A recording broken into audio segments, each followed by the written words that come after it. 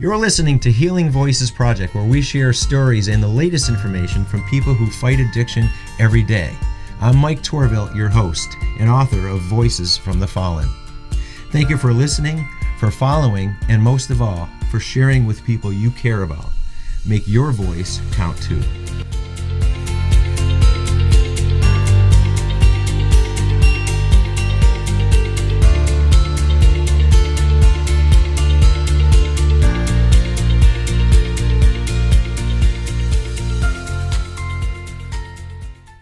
Good morning, good afternoon, hello everybody, wherever you are. Again, thanks for joining us at Healing Voices Project. I'm Mike Torville, your host.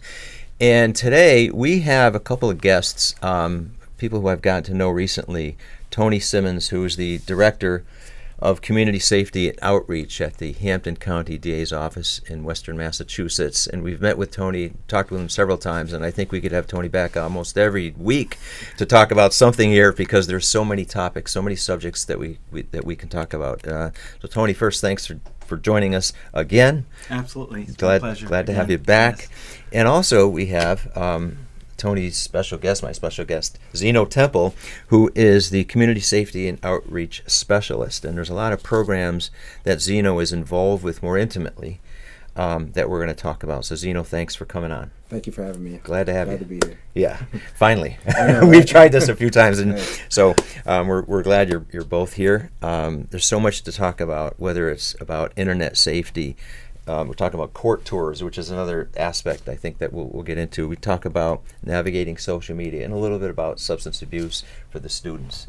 But before that, let's get a little context to what's happening here, who you are, and why you joined. So you've been a member of as the specialist in the Community Safety and Outreach Program. How long have you been involved? So I came into the office at the end of in the middle of 2021, so around May. Mm-hmm. And I've been here ever since. I love it. When I came in initially, having conversations with Tony and the DA, told them I had aspirations of going to law school. So it kind of formulated into a conversation of like, hey, like we want to, diversify our bar. And I think you being in a position to do so yourself would get you in a lens of how you could do that for others. Okay. So that conversation with the DA kind of sparked into the formulation of the program of Future Lawyers of Springfield, and from there, we have a whole bunch of other programs that I work on, and everything just seemed to like mesh. It was perfect. Are you going to school now? Yes. I'm an evening student at Western New England University. Great, School. good for you. Yeah. Wow, so you got a pretty full schedule. Yeah, it's it's rewarding. That's awesome though. That's great. What's when do you plan on graduating? 2026. 2026. Yes. Okay, so that's great. A little ways away. Yeah. But you're getting there. Going. Yeah, getting there the right way. So you've been involved now for a while, since you were in high school, right? So I'm not originally from the area. Okay. But I did go to Western New England for undergrad, so I've been in the area, volunteering, seeing the things that, Tony and Gene have done in the community. It kind of fueled me to kind of get involved and reach out and see if there were opportunities in the office. Mm-hmm. It's always been a little bit of my passion to be in the legal field. You got good people with you there. Absolutely. Yeah. So you were involved with many, many things, and I'm not trying to ignore you, Tony, but Zeno's got a lot to say. He's got, but you talk about navigating social media, which has so many things going on there, the safety, internet safety, and so on. So let's talk about a couple of those programs first. Absolutely. Yeah. So navigating social media is for 6th, 7th, and 8th graders. Mm-hmm. We do an internet safety presentation, which is kind of an extension of that. But for navigating social media, it really touches on those 6th, 7th, and 8th graders and where they are, because we want to meet people where they are. So for those students, we want to get in front of the issues, tell them about the dangers that are out there, but we're not trying to scare them. We're just giving information. We always say that knowledge is power. Mm-hmm. So when we're out at schools, we want to make them aware of what's out there and what we see on our side of the criminal justice system, but also what their principals are seeing, what their teachers are seeing, what they're saying, what their parents are saying. So having those conversations before the presentation even starts, like, what are you seeing here? What's the problem here? And what's your concern? Yeah. Exactly. So that when we actually do present and we do have these conversations with students, it's accurate, it's relative, and we can get the right information out. Okay. There's so much with internet safety. I mean, you can go on and on and on, but I think about, and my grandkids are teenagers now, so I'm concerned about that.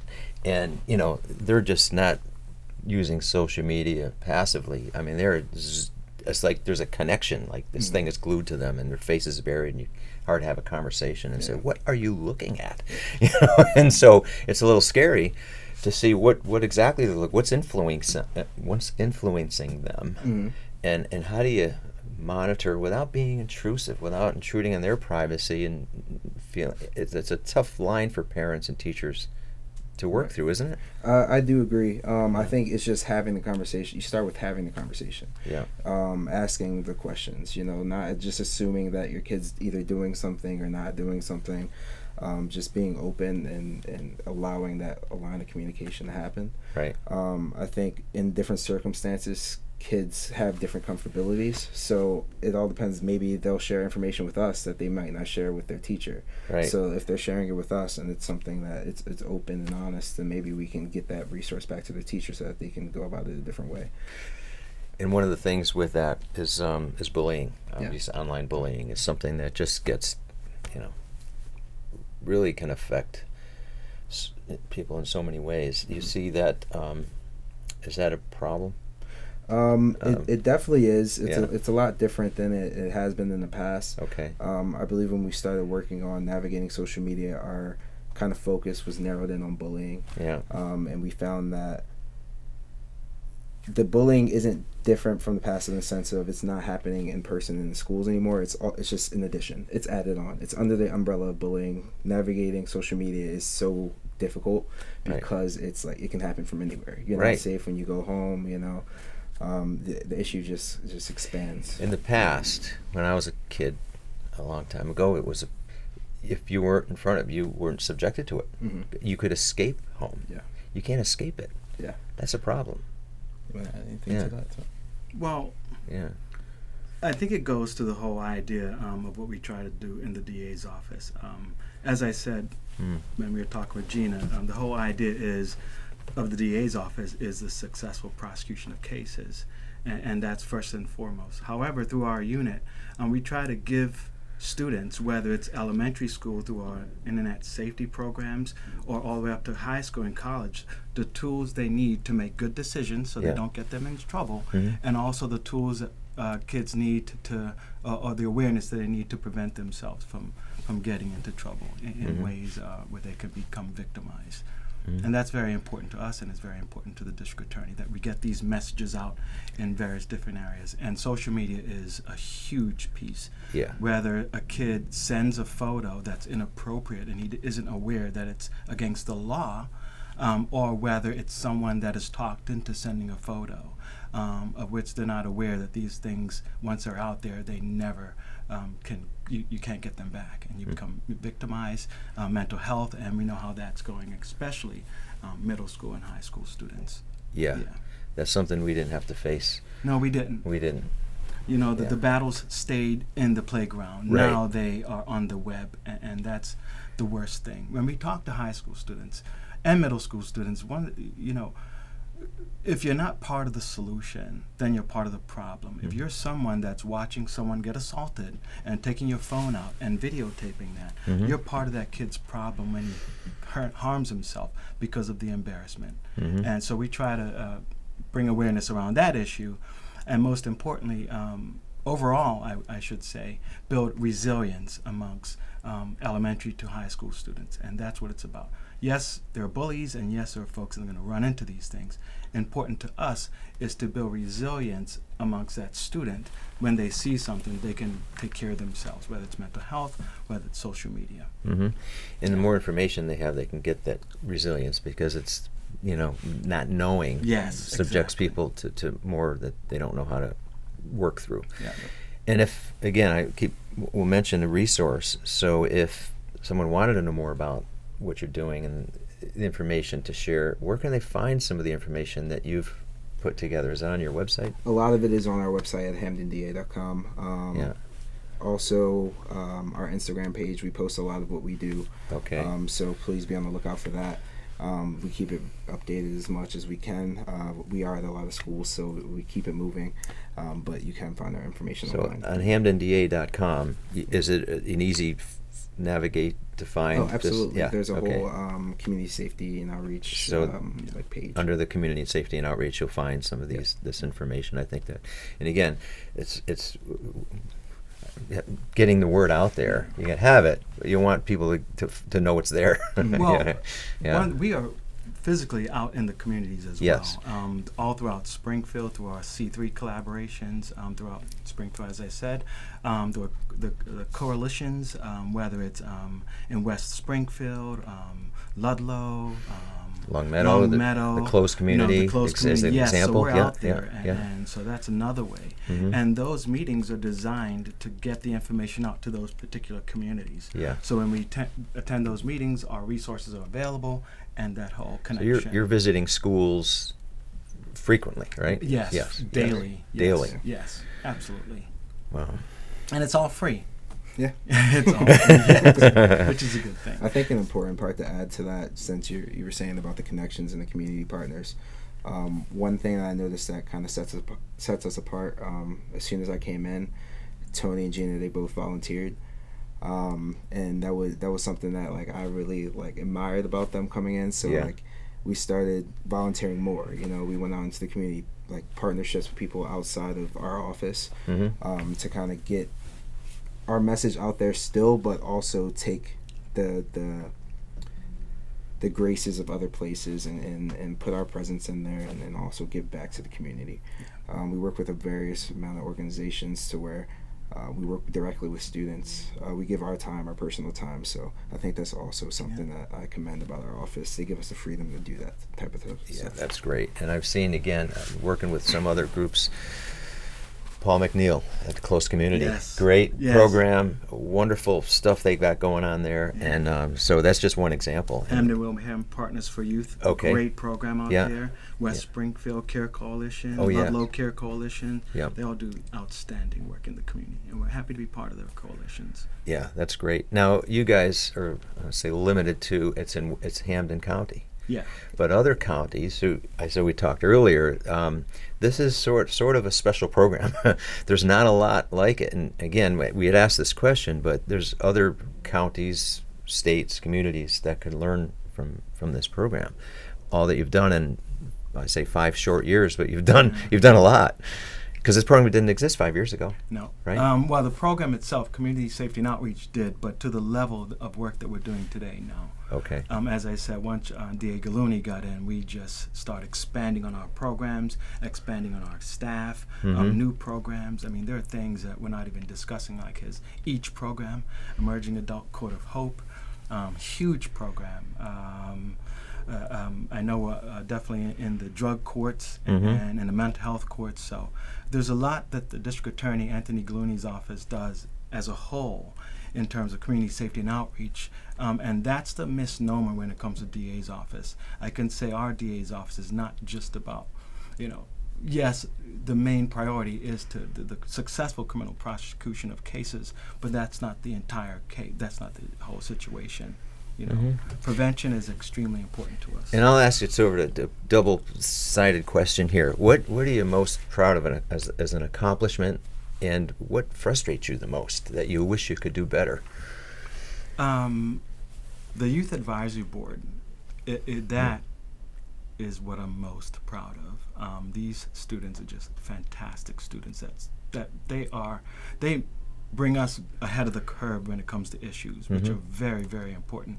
I don't know if I stated this before, but we were talking about vaping way before others were talking about vaping. These students highlighted their mental health way before it was a thing, I should say. Yeah. So the value in their input is what I'm most proud of. Yeah. And from where we were to where we are today, it's very impressive. And I'll say, too, that program I just recently learned about is over 60 students from 22 schools in Hampden County. Yes. It's just phenomenal. Yeah. And I know I've said it before, it's worth saying again, but they're a very impressive group of young adults. Yeah, and the Incredibly beauty of good. Hampden County, it's so diverse, and we Yes. have that diversity represented on our Youth Advisory Board. Yeah. Not just in terms of race, but in terms of social economic. Whether you have Long Meadow, whether you have the private schools, whether you have the Catholic schools, inner city schools, and all these students, the more you think that they're different, the more they see that they're the same. And it's beautiful to watch. Yeah. Yes, them Yeah, interact. I agree. So, yeah. Now, on the flip side, Yeah. is there anything that you say, geez, I wish I just can't get done? Is there any programs that you find yourself frustrated with, that you're winning the battle, losing the battle? Is it Hampden County Addiction Task Force. Yeah. That's frustrating. Yeah. Addiction is a tough Mhm. thing to address. We're doing the best that we can through our various partners, but as you know, the more you take 2 steps forward and 1 step back. When there's one thing, as in fentanyl, Yes. and we're trying to work with that, then something else comes up, xylazine. So, Right. we're fighting the battle, but it's just frustrating. That And the overdose deaths aren't decreasing; they're increasing. They Yeah. continue to increase Yeah. despite everything that you're doing. And you're right. You're fighting a tidal wave of new substances, like, well, fentanyl's not new anymore, but Yeah. xylazine, and it's not what it used to be. No, it's not. But you're still fighting it. I mean, you talk about the Hampden County Addiction Task Force, Yes. and this is a group of how many people who meet regularly to. Yes, we have Yeah. some of the best in the business. We have folks Yeah. from the Sheriff Department. Yes, they're our partners in Mhm. Hampden County Addiction Task Force, but we have Bay State Medical, we have Mercy, we have Bay State, Behavioral Health Network, Tapestry, Mhm. Mira Vista. yeah, is Mira it- Vista, yeah. and I'm leaving out a lot. Learn to I'm not- cope. Yeah, Yeah. absolutely. Yes, learn to cope. Yeah, yeah. There's so many great there's people so and many great programs. people. Yeah, Law yeah. enforcement from various communities. We have Mhm. the DART program there. Mhm. Rapid response team of the Sheriff's Department. So yeah, we have a whole host of very smart people that are working on this topic, on this issue, I should say. Mm-hmm. Yeah. And despite some of the statistics getting beyond your control, you're still pulling back. I mean, because without the work you're doing, it could be far worse. Yes. So you have to at least think that. Yeah. And Zeno, you talked a little bit. You talked about the courts, and you also get involved. You work with court tours, and tell us about that. So generally, that's a part of our Adopt a Class series. So we usually adopt a class every year for adopt a class of 8th graders. Last year, I believe we did 3 schools. Mm-hmm. And so it starts off with a civics lesson, and then it goes into a discussion with attorneys from our office, and then we wrap it all up with a court tour. And so the court tour is always a great experience. I learn something new every single time, so the kids are always excited. We have the mock trial. We have a mock trial as well. A mock trial. I was just going to ask if they Yes. attend a real court hearing, or Yeah, they go from the civics lesson at the Civics school. lesson. okay. And then we go to the school and do a mock trial, or a trial reenactment. And Okay. They see all the players. They see what the defense attorney does, what the prosecution, what a courtroom looks like, Mhm. and then they top it off with a With a court tour. yeah. Yeah, it's fascinating. It's Yeah. And Bet you that's- it's about opportunities to it. It's about this is what you can do. Okay. So that's a big deal. In getting an inside look. Yes, Yes, getting an yes, inside absolutely. look Yeah. on how the court system works, but also different careers and opportunities within it. And that's the big part, just seeing the kids' eyes light up when they see something they didn't know existed in the court system, like a court stenographer or a translator, and just sitting at the courtroom and kind of seeing it all play out and happen. It's really cool to see. Did And they they're, say, leaning over to "Oh, you, this is like, different than TV"? Oh, man. So it's either like, oh man, they're saying so much, or like they don't know the words or like the terminology, and then like, Yeah. or the length of a trial and things like that. So we kind of give them a little breakdown of what it's going to look like for the day before they go in, but they always have a great experience. And then the days that we have judges come off the bench and clear out the courtroom and speak to the kids, Oh yeah. it's amazing experiences. Yeah. I'd like to do that. I would. It sounds We would fascinating. love to have you come by. I have my little share of court things here and there for stupid stuff like anyone has over the years, but not that would be interesting. It is fast. You said I am welcome? You're welcome. Okay. That's open. Just wanna make It's sure. open court. Yeah, they get to see the arraignment session. Yes. They get to see what a pretrial. So in the arraignment session, they get to see what a bail hearing actually looks like. Okay. And who the players are, and All right. bail arguments. Yeah. And then from there, the natural progression of a court case would be pretrial hearing. Yeah. They get to see what that looks like. At the pretrial hearing, someone can either plead guilty, so they get to see what a plea actually looks like.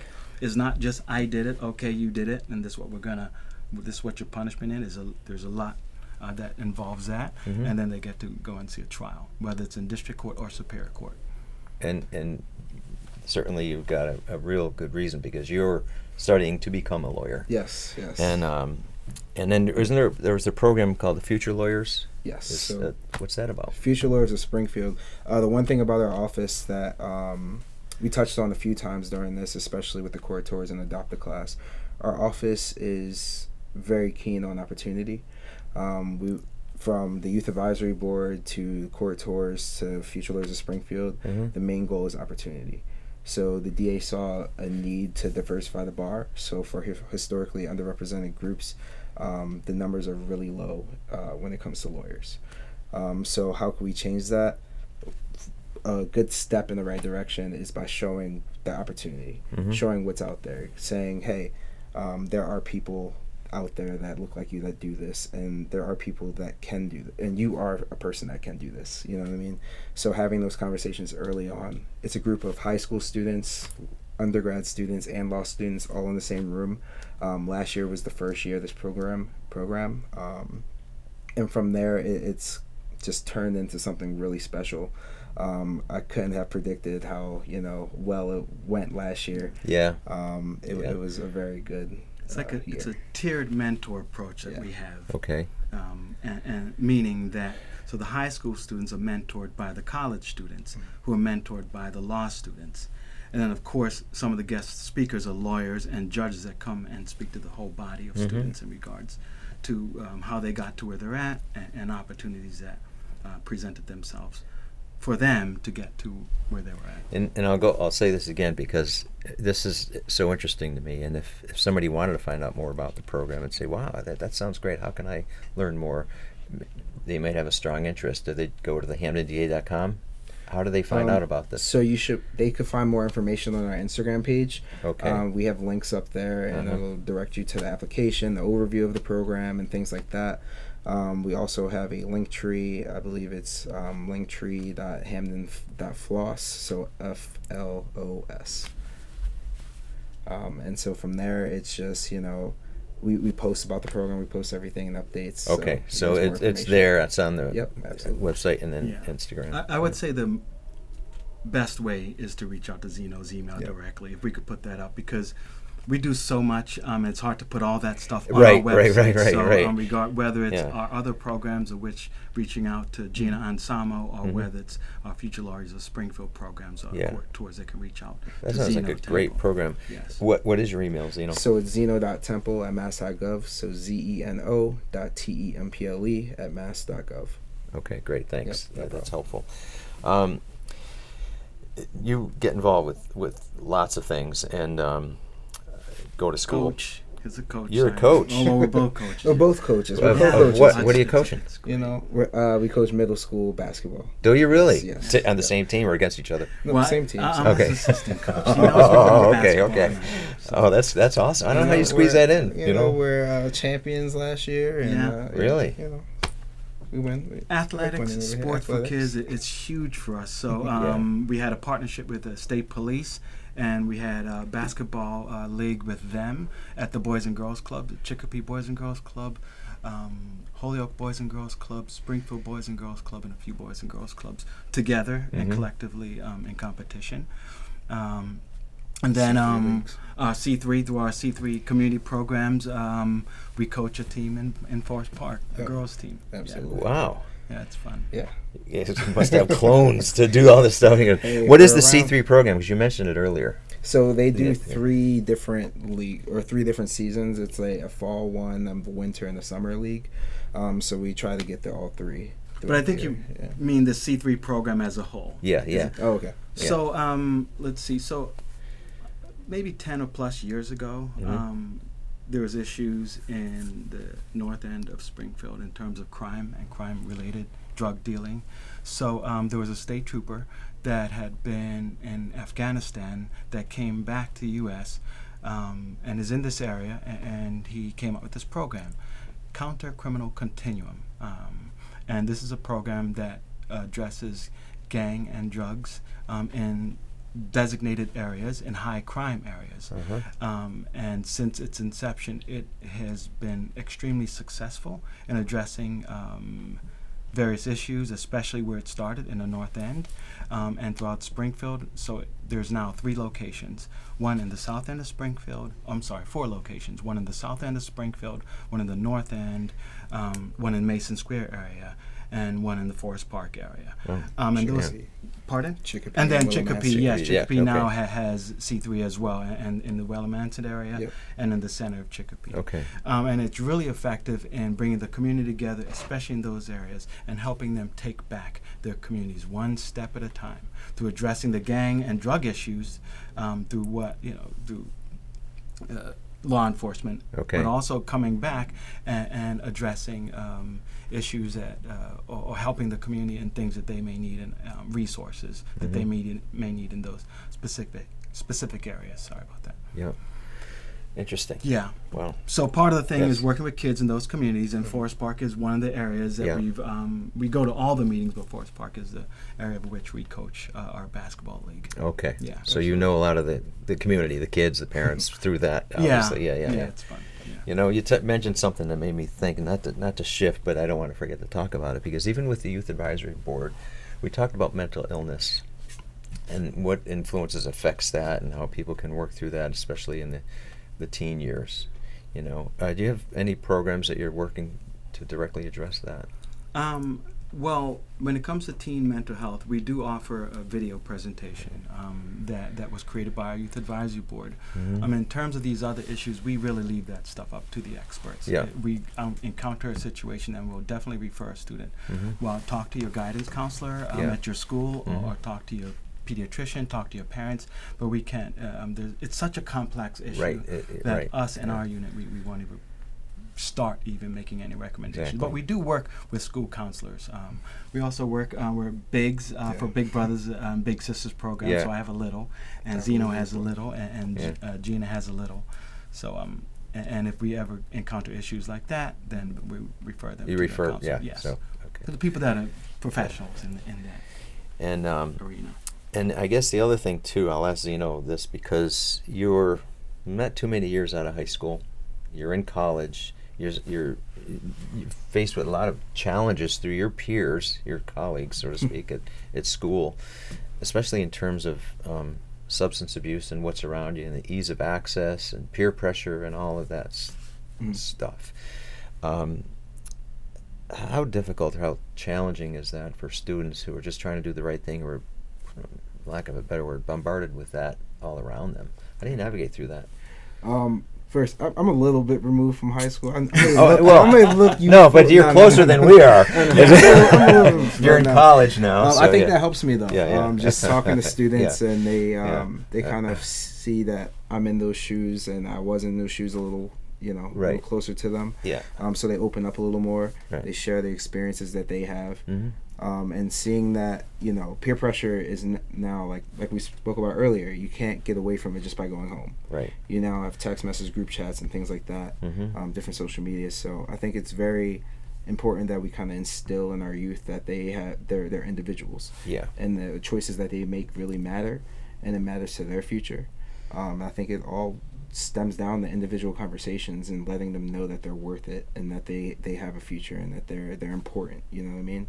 So I think overall just making sure that they understand and having those conversations. And I think a sense of worth, well-being, importance, like you said, and that they're, building up their self-esteem can go a long way. Absolutely. With that. I know it's easier said than done, but that's a big point. I mean, especially at their age, everything is very centralized. It's everything that happens at that school or around that school is their life. So they being patient with kids, like understanding that their situation may not be dire to you because you have a larger worldview of being an adult, but to them, everything that happens behind those walls is a high everything. level of sensitivity to Exactly. everything. That's yeah, and I think that's getting through that is very hard. Again, I have 3 teenage grandchildren, and I can see that, what's extremely important and devastating.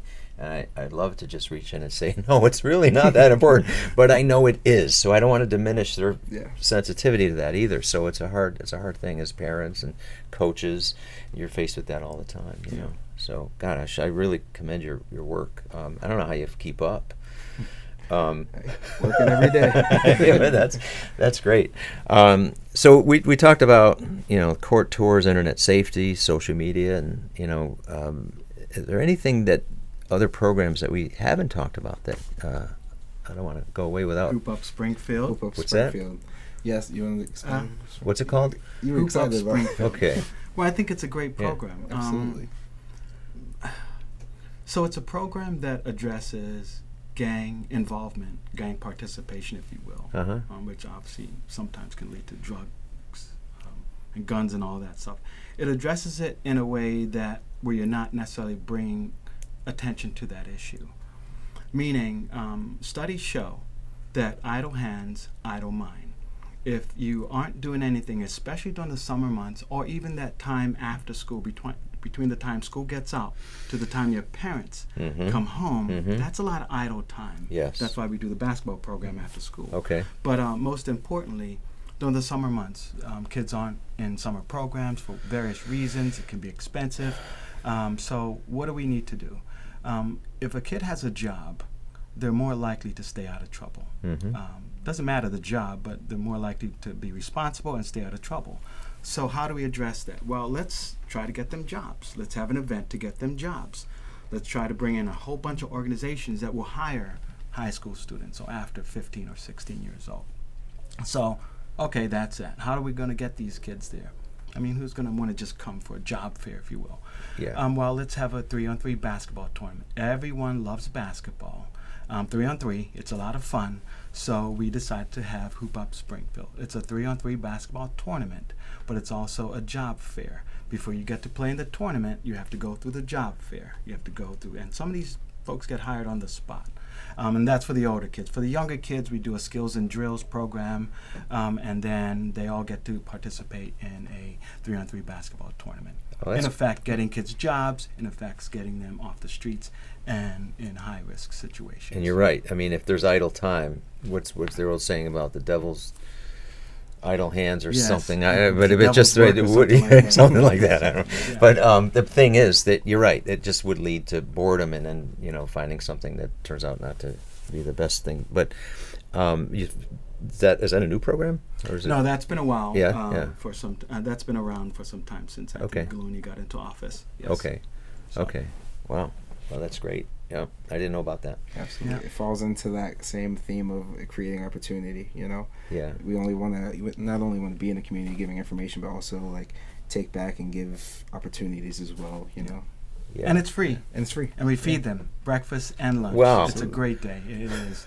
And it's usually, it's on the Marathon Monday. Every Marathon Monday. That's what we have. Yes.